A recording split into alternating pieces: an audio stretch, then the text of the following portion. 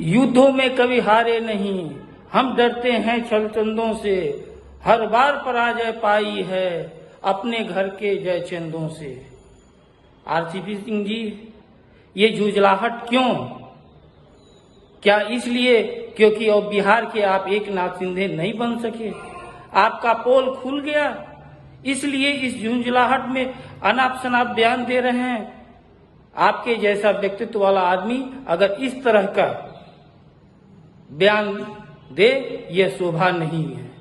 और ये क्या हम सुन रहे हैं कि तुलना किया जा रहा है आपसे और माननीय भवन निर्माण मंत्री अशोक चौधरी जी से। क्या एक नौकरशाह और राजनेता से तुलना किया जाता है?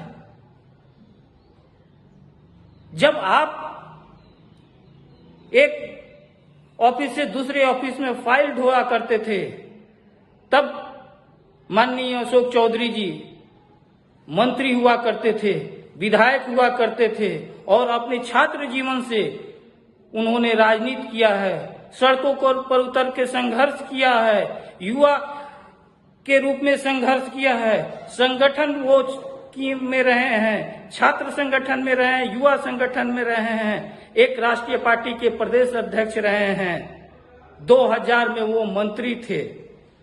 और आप लोग कह रहे हैं अनुकंपा की बात। उन्होंने अपनी पहचान बनाई अनुकंपा पे, और वो सही बात है, वो योग्य पिता के एक योग्य पुत्र हैं। ये भी कहा जाएगा वह गद्दार नहीं है, वो पीठ पर छुरा भोंकने वाले नहीं हैं, वो सबके साथ लेकर के चलने वाले हैं। अशोक चौधरी मतलब कुशल संगठनकर्ता, अशोक चौधरी मतलब कुशल नेता, अशोक चौधरी मतलब धैर्यवान, अशोक चौधरी मतलब कार्यकर्ताओं को लेकर के चलने वाला। और उस नेता पर आप आरोप प्रत्यारोप लगा रहे हैं।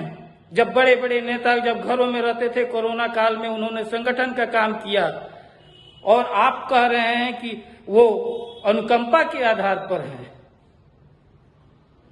पूरा बिहार जानता है कि आरसीपी सिंह क्या है, और वो टैक्स का क्या नाम था जो लोग बोलते थे,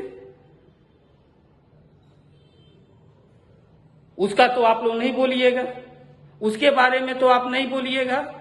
लेकिन जो एक संगठन को लेकर के चला हो, जिसका एक इतिहास हो, जिसका परिवार का एक इतिहास हो, और एक और कौन, नौकरशाह बिहार में। और एक क्या बोल रहे हैं आजकल कि आईएएस ऑफिसर रहे हैं। ऐसा लग रहा है कि बिहार में आईएएस ऑफिसर है ही नहीं है, एक से एक आईएएस ऑफिसर हैं। और किस तरह से आईएएस ऑफिसर एक दूसरे से ट्रांसफर होने के लिए, एक राज्य से दूसरे राज्य जाने के लिए क्या करते हैं, ये सब कोई जानता है। और किस बात की काबिलियत की बात करते हैं, वो काबिलियत किसी से छुपा हुआ है?